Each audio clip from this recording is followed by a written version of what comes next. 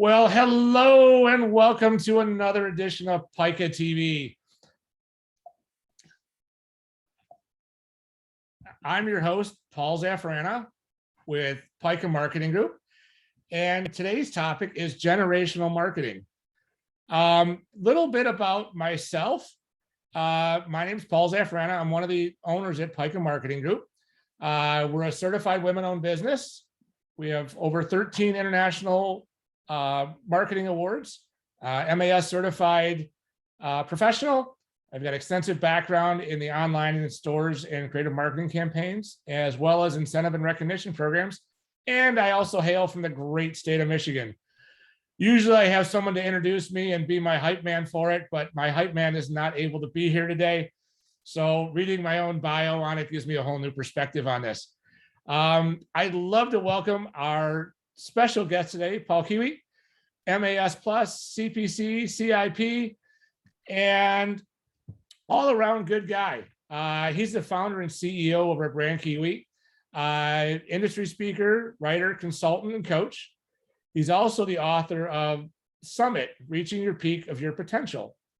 He's the executive director of MIPA, which is the Michigan Promotional Professionals Association, PPAI chairman 2007-2008, multiple PPAI Pyramid Award winner, also the PPAI Hall of Fame in 2015, and a great friend of Pica Marketing Group. So Paul, welcome to the show. Well, thank you, Paul. It's great to be here. I appreciate the invitation. Oh yeah, great. It's it's a mouthful there, all the accolades you've got for the years here and the Hall of Fame in there. So we're excited to have you on as our guest today. So since you're an expert on this topic on generational marketing, what was the impetus of you exploring this area of marketing? Tell us a little bit more about that. Well, as we all know, there's been a lot of change around, and trying to figure out what was driving change besides the simple answer of technology, became curious. For one thing, I noticed that when I entered business and selling, I was pretty much selling to people my own age. Of course, I was in my mid to late 20s at that time, and then early 30s. But then throughout my career, I noticed the people I was calling on were getting younger and younger as I was getting older and older. And so it became interesting to me, as well as the fact that I dealt with a lot of very large consumer products oriented companies where demographics were an important part of the marketing mix, and knowing demographics, and age was just another one of those things, like home ownership and what type of car they drove and so on. But when I started digging a little deeper into the age part, it became interesting because I learned there's a whole lot of differences between different generations, and it's not a particular age, it is a generation. I mean, back when I was in my 20s, I was a baby boomer. Now that I'm in my 60s, I'm still a baby boomer. And when I die, I will be a baby boomer. Just as you, Paul, are Gen X, you always have been, you always will be. The generation doesn't change, even though our ages do. So, and I found it very interesting. When I first started exploring the topic, it was like, wow, there's 3 different generations in the workplace. The traditionals, or silents, or matures, or even greatest generation, whatever you'd want to call them. My generation, the baby boomers, and Gen Xers. And we're now looking at a whole nother scenario with 5 different generations that are in the workplace. Yeah, that's, I mean, you just think about that when that all started, all the monikers and names for all these generations, they didn't really exist up until recent times. They'd been there, but it would never really had a label on it, if you will, right? Right. The whole discipline of generational marketing has really emerged. And really, we didn't really hear much about the labels. Yeah, we heard baby boomers, but not so much as a compartmentalized thing.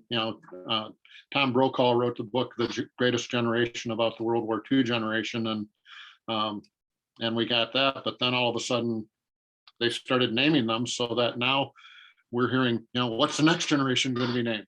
And so there's been some variation on names, as well as starting and ending dates for each generation, but it's a very interesting topic to explore. Well, it leads to my next thought on this, right? We got the boomers, the greatest generation, millennials, Gen X, where there's, what with the current generation's marketing is working, and how do they differ in mindset? What do you see out there with all these different, you mentioned the five, how are they different in their mindsets, and how do you market to them in that way? Well, the greatest generation usually refers to the World War II generation, and there's a subset from there called the silents. They've also been called traditionalists or matures, and they're kind of fading from the workplace, but certainly not from the marketplace. 1945 would be what most people consider the ending date for that generation. And when you think about it, if you watch some of the cable channels or some of the smaller accessory type TV channels, you'll see Joe Namath as a spokesman, and Tom Selleck with "This is not my first rodeo." What he's doing is selling to that generation, 76 years old and older. Yeah, I see it with the reverse mortgage commercials out there and all that stuff, and I'm going, okay, yep, yeah, he's iconic for that group. And you also see people like, where you go, he's still alive. But they're trusted spokesmen to that generation. But the silents very much were very much duty bound, very traditional, which the term traditionalist is often used for them. Very hierarchical society with a lot of expectations around trust and respect of elders and traditional values. Then you move into my generation, the baby boomers, and baby boomers were very much self-employed, self-absorbed. Very much, we got all the attention. The traditionalists were a pretty small generation in numbers, and then after World War II, all of those men came home and started making babies, and from 46 to 64 is the agreed upon window for baby boomers. Well, that's from 57 years old to 75 years old would fall into that baby boomer generation. When you think of us, we were very much into status symbols, going back to the members only jackets with the epaulets. But then, we made the brands popular, the Jordache and the designer brands, and then the designer cars, the BMW and Mercedes, and very conspicuous consumption. Very much a spoiled generation. We're the generation that likes to think we invented sex because we had the sexual revolution. Right. And those members only jackets too. I mean, why not? Who wouldn't want to have a piece of that? Yeah. And it's interesting because you can usually find a baby boomer by looking around and looking at their conspicuous signs of consumption, as well as awards and honors and so on that they'll have on display. But the boomers also pretty much broke up marriage. Divorce was still a taboo subject before the boomers came around, and at one point we were divorcing at a rate of 50% of marriages were ending in divorce. Wow. Which all goes into the generation that the boomers brought in, which was the Gen Xers. The Gen Xers were the first generation to make less money than their parents. They invented, or the term latchkey kid was invented because of those divorces we talked about. And so the Gen Xers really faced a lot of disappointment. And so it's important to understand that Gen Xers are going to be a lot more cynical, where boomers are very optimistic. Xers tend to be pretty cynical. I'd have to say that is a true statement, because as a Gen Xer, yeah, I fit right in that. Yeah, when you think about it, when you think of, we promised you the moon for the baby boomers, they delivered. We put a man on the moon. Yeah. For Gen Xers, we promised to put a teacher into space and blew her to smithereens. And there's just been so many disappointments generationally for the Gen Xers that how you deal with them is different, totally different than how you deal with a boomer. And there's also a little bit of resentment of Xers towards boomers because of that. It's also interesting that the Gen Xers are one of the smallest generations because we're so self-absorbed and divorcing. We also had smaller family sizes than the generation before us. And so the Gen X generation was pretty small. I started getting a lot of interest in this topic when the next generation, which they didn't know what to call it at first, Gen Y, now it's pretty much determined that they're millennials, came on, and everybody was confused by millennials. Suddenly there were people coming into the workplace that were wearing headsets, that were speaking up in meetings, and weren't deferring to the older generation. I mean, they had gone to college, they had an answer, and they thought they were in the room, they were expected to speak. And then now we have a fifth generation entering the workplace, Gen Z. And for a lot of people, who are Gen Z? Gen Z is just, are they just a Gen Y on steroids? What's the deal? But it's important to understand those things, that boomers, we were the center of the universe. Our parents did everything for us, and marketers discovered us and went crazy over us. And then Gen X basically got stepped on and disappointed at every turn. And boomers and Xers have been working together in the workplace for a long time and are still very important market segments for marketers. But there's a big difference between them and the millennials and the Gen Zs, because particularly boomers, but even you, Paul, as a Gen Xer, you're a digital immigrant. You learn technology at an older age, where Gen Y grew up with it. Gen Y, or millennials, and Gen Z are both digital natives. They grew up with it. And I started on a typewriter, just to that fact. My high school was on a typewriter, and my first computer I ever saw was my freshman year of college, not knowing what any of that was. And I'm going, this is, it was all foreign to me, and you had to cut your teeth on this new technology that just come out. Right. Yeah. So it's very important to understand those generational differences, because it's going to be different on how you relate to them. For marketers, boomers, we're now becoming we're the ones that they're running all the healthcare ads for, all the pharmaceutical ads.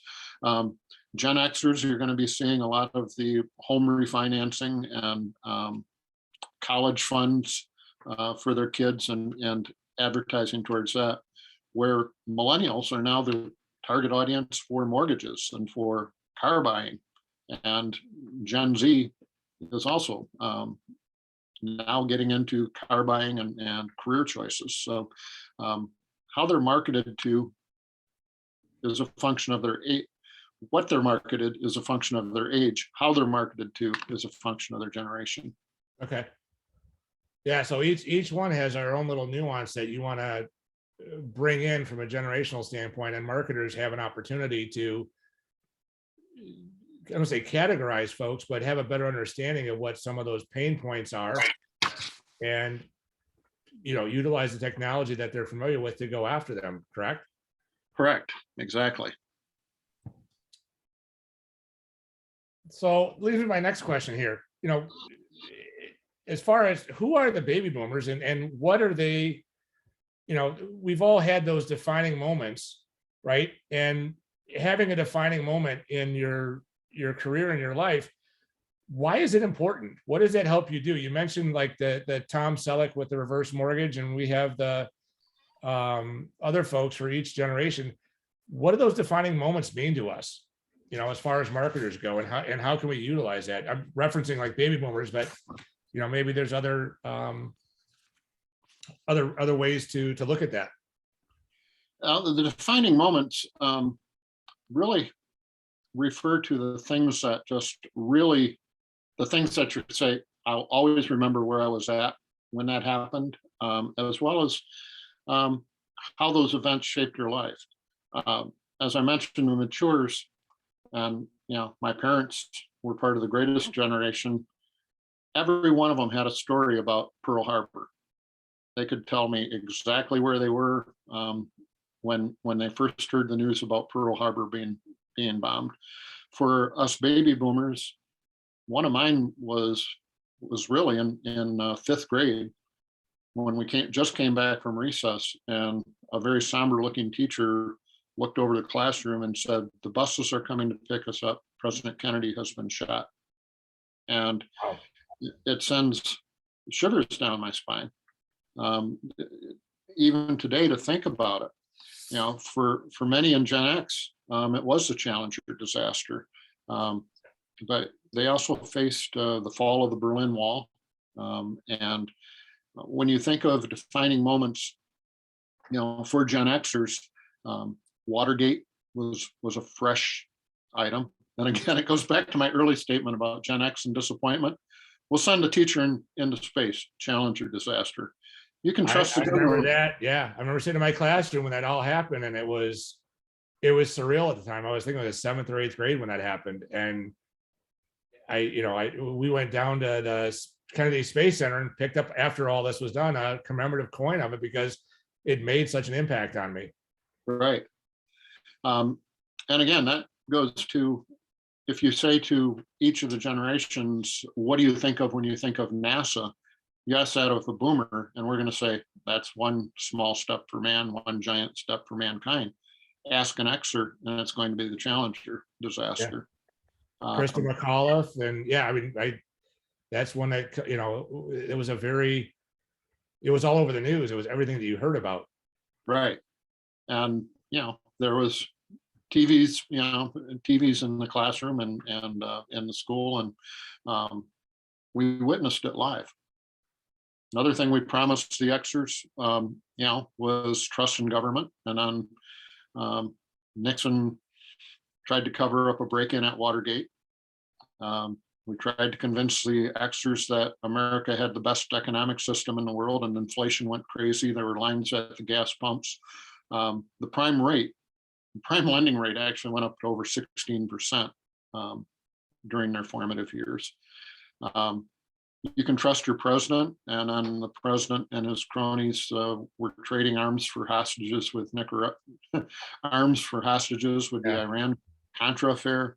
And then one of their sports and actor heroes went racing down the interstate in a 15-mile-per-hour white Bronco, and the whole O.J. Simpson trial, the fall of the Berlin Wall. Suddenly there was a new channel called MTV, and music went from being just something you played on the radio or on your record player to having pictures and sound. All of those affected, how, I've been focusing on Xers there, but there's just been a lot of disappointing major defining moments for them. Whereas for boomers, our defining moments were around Woodstock, the whole drug culture of the time. And I mentioned the sexual revolution brought on by the invention of the birth control pill.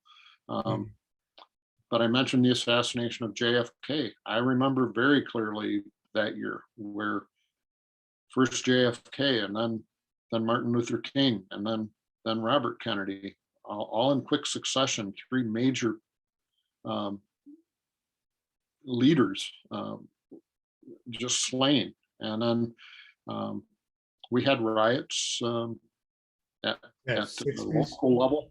Yeah. You're from the Detroit area that had, and then whereas the kids today, jumping forward to millennials, where the millennials are actually Gen Z, have live, live shooter drills. Us boomers had to hide underneath our desks for an atomic bomb attack by the Russians, which is one of the silliest things ever when you think about Not it. sure how that all would work out, how hiding under a desk or in the closet in the hallway was going to save us from all that, but we were trained, Right. we were conditioned and trained the same way. Yeah, yeah. So, so all of those are factors that shape how we view the world and what our expectations are, and how we get marketed to. Certain things are going to have positive associations and others will have negative associations, and it's going to vary. It goes to a saying I like to say about products. It's not what a product does, it's what a product means. Good example of that would be the backpack. When you think of that greatest generation or traditionalist generation, when they thought of a backpack, they probably thought of going to war. Whereas for me as a baby boomer, believe it or not, as a Gen Xer, you probably won't believe this, I didn't own my first backpack till I was like in my 50s. Really? Yeah. I thought of backpacks as Boy Scouts. Okay, fair enough, fair enough. And since then, backpacks have become, ubiquitous. I mean, they're everywhere and a part of life. And I think it probably came about with that latchkey kid thing, where when you're sending an extra off to school, you had to send them off with their day's supplies because they were coming back home to an empty house, and pretty much had to be self-sufficient and carry it all on their back. Yeah, I mean, one of the things when I went from early 90s, I started college. And when we went to war in the Middle East over there, one of the things that to tie promotional products into it was we did that. But one of the big things that was a collectible item back then were playing cards. And they used to give playing cards out to the troops to identify who they were trying to get. And it was just something that I remember from, being my early years in college. Yes, I do remember things from college, but Congratulations. Yeah, hey, it wasn't just one big party that actually paid attention. Was getting, a deck of playing cards and them using that as a tool, to market to the soldiers that were out there of who these folks were, because the internet wasn't around. Right. The news media was a big deal back then, and you were starting to just get hit with that 24-hour news cycle, was just starting to come online with it. So having that as a tool from our standpoint was like, oh, that's a pretty ingenious way of how to get that message out there and how it tied in from that defining moment out there. So yeah, when you think about defining moments for millennials, one of the biggest shifts was this thing about parents as friends. And my generation, the boomers, we were the rebellious ones, and basically we're kind of at odds with our parents. They still had that real strong sense of duty and hierarchy that we rebelled against, where millennials, there's anecdotal stories about parents actually attending job interviews with millennials. The whole helicopter parent thing just went on steroids with them. But it's a shift. It's something no one else has experienced, and we have to be remembering that millennials are being raised by, in many cases, Xers, and Gen Z. Many of them are being raised by millennials, so that's going to have a major effect on them. But of course, I mentioned millennials were really the first digital natives. So they grew up with social media. It might have been MySpace, but they grew up with social media. The Great Recession of 2008, that was like, oh my God, I lost my 401k, to us was for them part of watching their parents stress out. For many of them, perhaps losing their home and being forced to move, and not, and the uncertainty that would come with that. I mean, when you think of how that affected young parents, think of what it meant for their kids. in impressionable years, and those were impressionable years for them. Columbine happened Yeah. in their formidable years, and then became a regular event. 9/11, Yeah, that's a big one. I mean, that you know where you were at when that happened. I do. right. And for that generation, that was like my fifth grade Kennedy assassination. For them, it was their fifth grade 9/11 situation, or fourth grade. Um, there was the Clinton Lewinsky scandal, and that was all over TV. There was the election with the hanging chads and going to the Supreme Court. I mean, I think we all have it buried in your mind, that picture of that one guy staring at the hanging chads. Yeah. Yeah. I remember seeing Halloween costumes that people would be wearing that would be like a sandwich board, but it would have that part of it just dangling off there. And you're going, nobody knew what a Chad was until then, right? So right, exactly. So for Gen Z, however, this stuff just blows my mind. The generation that's now entering college, and some of them are entering the workforce, and some of them are still in school, but this is a generation we're seeing coming up. So Until- how does that define it? I mean, let me ask you this. How does Gen Z different from millennials, right? How do you look at them differently? The biggest difference between Z and millennials is that they're both digital natives. However, when you think of millennials and some of the stereotypes, that they're sitting across from each other texting, da da da da. Whereas with them, that's a millennial thing, texting. They're very digital. Gen Z grew up with FaceTime. They are extremely visual. They will be using FaceTime. They'll be using Zoom as we are right now. And of course, many of them are getting schooled, getting their education on Zoom. That is a big difference, though. Millennials are very digital. Gen Z is very much visual.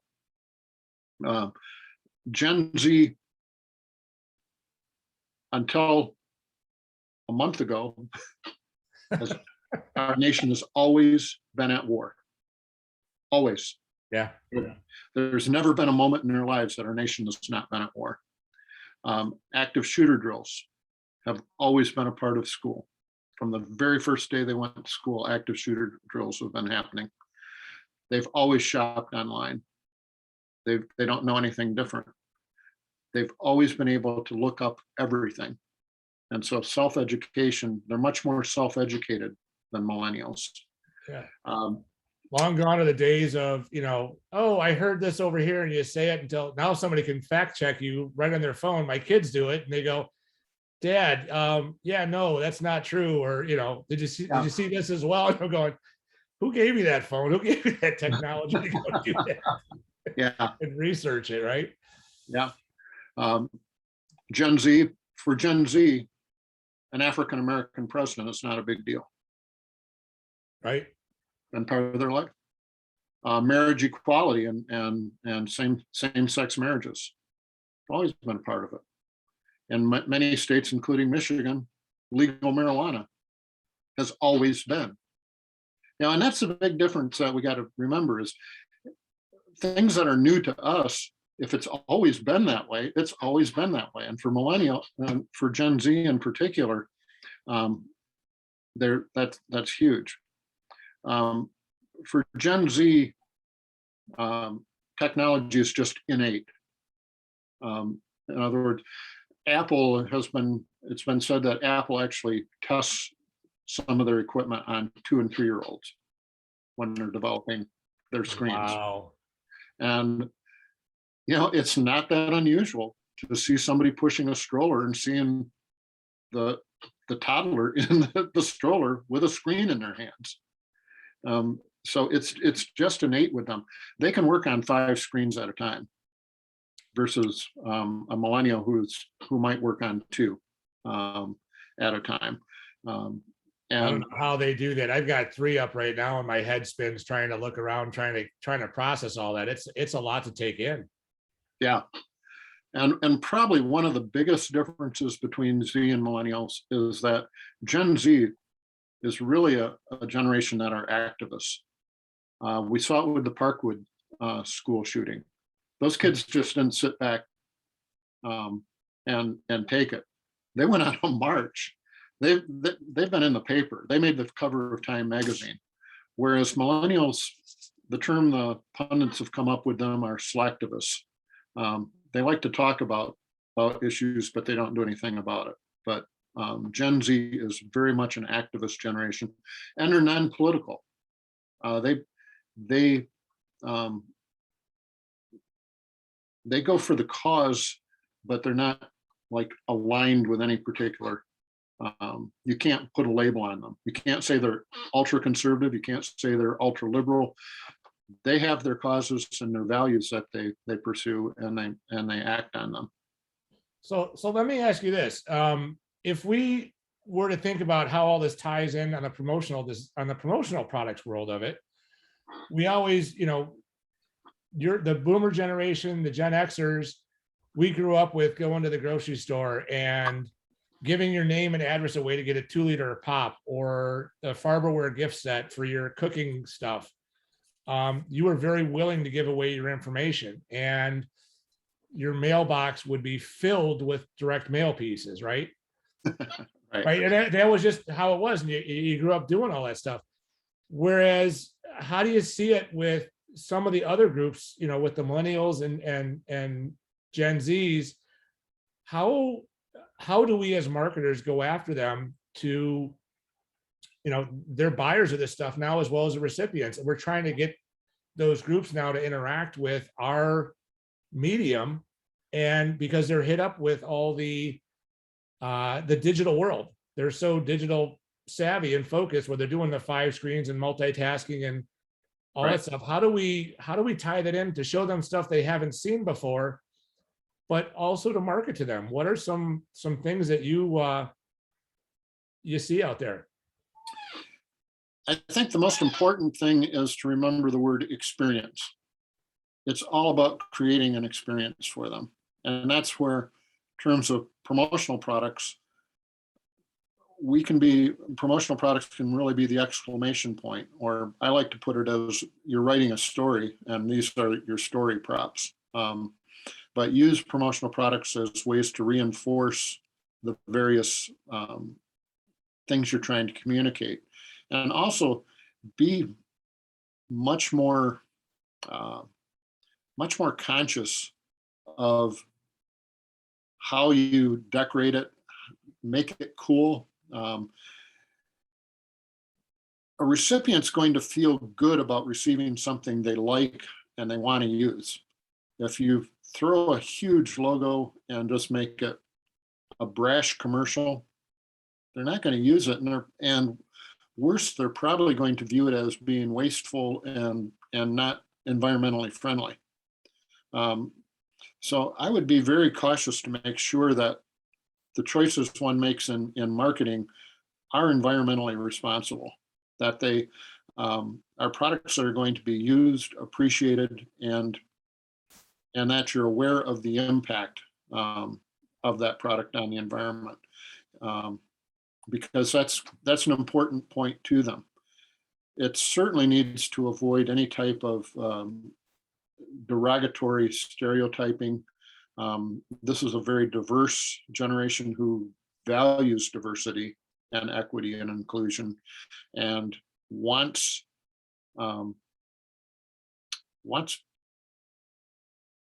everybody to be happy. Right. Way of putting it. But don't be afraid to show your values. Demonstrating core values and promoting them are very important.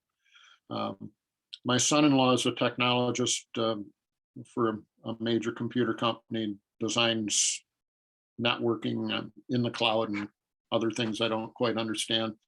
But he had brought up to me that he thought some promotional products could be wasteful. And I asked him what he meant. And he said he went to a seminar, and they gave him cheap technology stuff that, didn't work for him, that were not of the grade that he was expecting. In other words, the marketer didn't understand the audience. And so understand your audience so that you're giving them appropriate items that they're going to actually use and value. Is that a generational thing where we were always, everybody's always 3 bidding, 5 bidding, 7 bidding stuff and going for the cheapest price on everything? That mindset shifting over into that next generation of what they're actually, that design experience versus user experience, and how to marry the two of those together? Yeah, I think that's an important skill set that's going to be necessary. I think there could be times when you're not going to put the marketer's logo on an item, knowing that the recipient is going to remember where they got it from and who they got it from and appreciate it. Or to do it with humor. Humor is huge for both millennials and Gen Z. You can get a flavor for it from the Saturday Night Lives that us boomers don't understand anymore because the type of humor has changed. It's very important that you relate the way they want to be related to. It's called the platinum rule. It's not the golden rule of give them what you want. It's give them what they want. And keep in mind, particularly with the younger generations, that visual importance when you communicate with them. Consider mobile first as a strategy, because that's where they're going to get their information. Be considering a YouTube channel, particularly Gen Z. That's their go-to for information, for entertainment, for information, for research. It's next to Google, the second biggest search engine is YouTube. So it's important to understand that that's the way they are. And COVID really accelerated a lot of trends, including online. People who were not buying online previously had to, because they were locked in their house. And Right. so people are going online a lot sooner to make their purchasing decisions or do their purchasing research. And particularly at this point, 4 of the 5 generations, I'm not so sure about traditionalists, but a lot of the people above me in age that I know are spending a lot of time on online. So be aware of those changes. But again, if you're reaching Gen Z, think visual. If you're reaching millennials, you may want to be using text more often because of their tactile appreciation.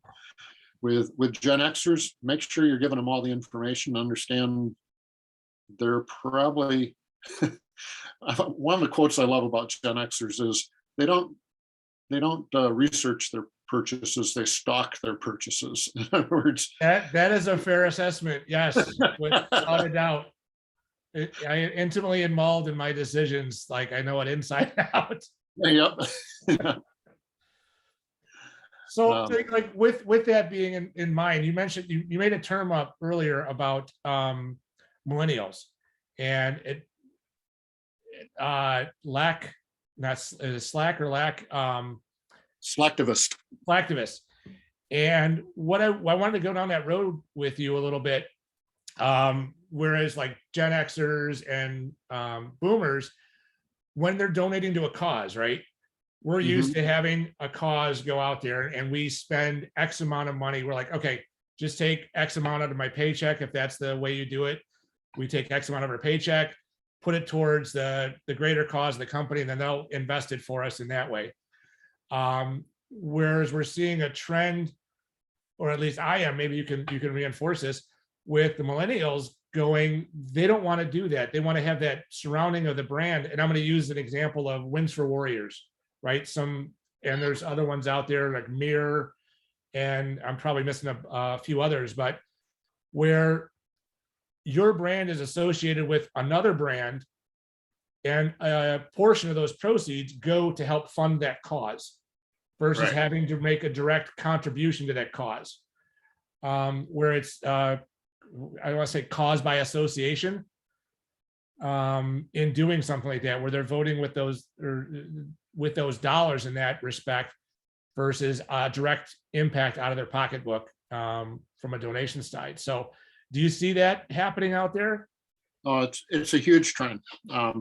Cause-related marketing. We're in the month of October where a lot of brands are tying in with the pink, pink for breast cancer awareness. But within the promotional products industry, there's companies that are. There's a drinkware company that donates a portion of their proceeds for fresh water in third world countries. There's another one that donates to a veterans cause, and so on. And people are actually asking for products that have a link to a cause. And I think we're going to see that grow. And again, I think it's driven a lot by the core values that being driven by Gen Z, where they're really looking towards, how can I find some good in this behavior? How can I advance a cause? So yes, cause-related marketing is huge. And when I mentioned the sizes of generations, I failed to mention Gen Z is the biggest generation that we have seen yet. They're bigger than baby boomers. They're the biggest generation out Boomers are there. going to lose that title. Watch out. Yeah. So it's an important generation, because there's nothing that you could be, when you're targeting your marketing around Gen Z, there's nothing about that the other generations are going to find offensive. I mean, it sounds like they wrote their own press releases, but they're educated. They're committed to building a better planet. They want to make the world a better place.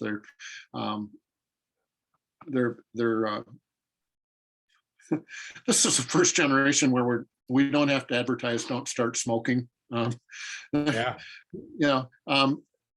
And I don't know if you've noticed, but now there's a trend for non-alcoholic beverages, even distilled beverages like whiskeys are coming out with non-alcoholic versions of them. That's being driven by Gen Z. They're less susceptible to vices. I mean, it's like, it's amazing. Who are these people? Yeah, right. I've got at the time we're doing this, I've got a 15 and an 18-year-old. My 18-year-old's at college right now, and I talked to him, and I'm like, "Hey, what are you doing? Are you going out doing this?"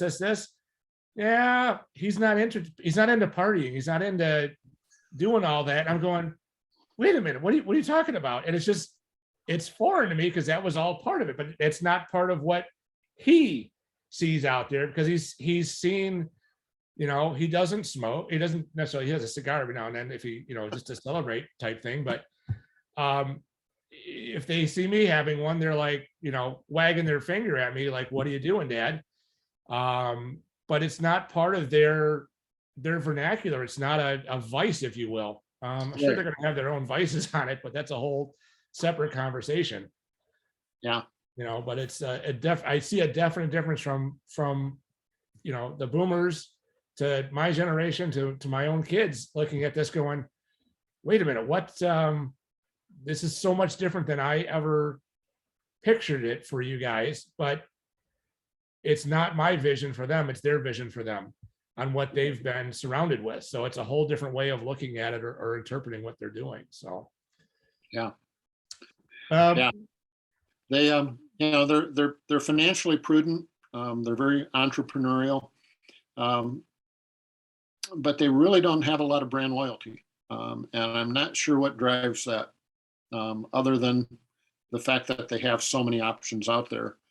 And I think it also may be driven by if they sense some lack of authenticity from a brand. that could be cause to make them switch. Yeah, I don't see, you mentioned the boomers with the brand loyalty, with the members only jackets and whatnot.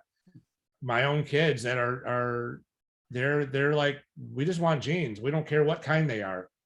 You know, it doesn't have to be the Jordache or the Levi's or the Lee, or, you know, I'm using jeans in this example, but they just want jeans. They want a jacket to wear. You know, they're not into the whole, you know, all that stuff out there. So I get what you're saying, you know, about the well, the brands may not be there with that brand name on there going forward, because you start to see that out there. So let me you know, as we keep going with this, as we're talking about the different generations, what's the biggest change in how these generations organize their work life? All right. One of the ways I like to look at it is you know, what it's 9 o'clock. Where are you? Street lights are on, right? It's 9 o'clock p.m. Where are you? For the silents and traditionalists, they're at home. They're in their easy chair and they're watching TV. For a lot of baby boomers, they may still be in the office, or they're at their home office working on their computer. For Gen Xers, they're going to be committed to their family time. They will have made a conscious decision to do something with their family. And at 9 o'clock, you're most likely to find a Gen Xer at home with their family. For millennials and Gen Z, they're going to be out with their friends. But particularly millennials, they'll be out with their friends, but they will be checking their text messages and checking their email with it. With millennials, they're probably doing a TikTok video. But they organize their life around those particular values. You know, the the silence, you know, they're as I mentioned, they're going to have a real strong sense of duty, and their style is going to be a team player. It's all about the organization and how can they be a team player within the organization. Where baby boomers are going to be more like, how can I stand out? More about the individuality. How can I make myself look better? With Gen Xers, there's a style of being entrepreneurial. Of, you know, how can I break loose and create, blaze my own path with this. Millennials are going to be thinking more globally, in terms of beyond themselves and how can they network their work life. And Gen Zers are going to be more, how does this fit into the overall community? How can we contribute to this community that we're living in and make our community a better place? For millennials, work is a chance to do some good. For Gen Zers, it's work is an opportunity to change the world for good. For Gen Xers, it can be a difficult challenge because they're ready for the other shoe to drop. That cynicism is going to be coming in. Whereas baby boomers tend to view their work as an exciting adventure. And the generation before us, if they're still working, it's like, well, this is life. You got to work. It's just a inevitable obligation for them. Ah, very good. So we've covered a lot here today. You know, we've tapped into the traditionalists, the boomers, the Gen Xers, the millennials, the Gen Zs. You know, as life expectancy keeps going on, I think we're going to add another one into this whole mix as people start living longer. And those monikers are going to keep following those different groups. So what, you know, do you have any final thoughts on, you know, what's next? What's down the road for folks as we keep trying to market to them and understand each one of these generations?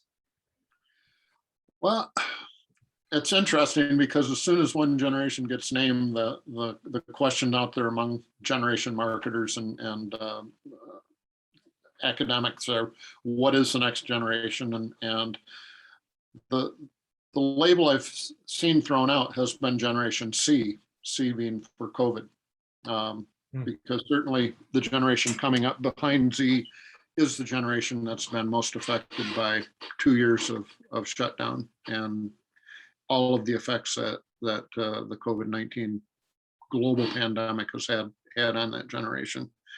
But I think for the most part, we're in good hands. I think the relationship between parents and children, for the most part, is good. As I mentioned, the helicoptering gets to be a bit extreme. My wife is a middle school teacher and gets frustrated by the number of parents that will call because they don't like a grade that their kid got, or making excuses for a child's lack of work and so on.